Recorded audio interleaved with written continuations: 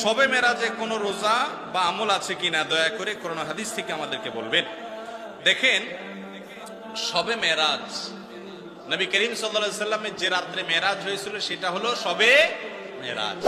সেটা হয়েছে 1400 বছর আগে, 1400 বছরেরও বেশি সময় আগে এটা হয়েছে। এখন কি কারোর মেরাজ হয়?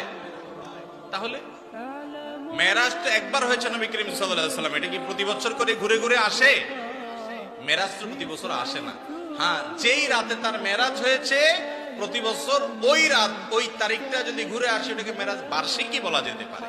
যাই হোক, নবী করিম সাল্লাল্লাহু আলাইহি সাল্লামের মেরাজ সম্পর্কে হাফেজ ইবনে হাজার আসকালানী, ইমাম ইবনে তাইমিয়া, ইমাম ইবনুল কাইয়িম রাহিমাহুল্লাহ সহ পৃথিবীর বড় বড় পণ্ডিত আলেম যারা আছেন, যাদের ইলম থেকে উপকৃত হওয়া ছাড়া কোনো উপায় নাই এমন অবস্থা, সেই সমস্ত মুহাদ্দিস এবং উলামাদের বক্তব্য হলো নবী করিম সাল্লাল্লাহু আলাইহি সাল্লামের মেরাজ হয়েছে এটা সত্য নয় বরং মহাসত্য, কিন্তু কোন মাসে হয়েছে, কোন তারিখে হয়েছে এই বিষয়ে নবী করিম সাল্লাল্লাহু আলাইহি সাল্লামের কোন হাদিস থেকে পরিষ্কারভাবে স্পষ্টভাবে বিশুদ্ধ কোন বর্ণনা দ্বারা কোনোভাবে প্রমাণিত না।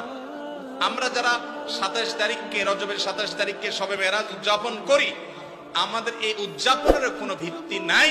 আমার কথা না, ইবনে হাজার আসকালানী রাহিমাহুল্লাহ বলেছেন যে অনেকে এটা করে, এর কোনো ভিত্তি, গ্রহণযোগ্য কোনো ভিত্তি নাই।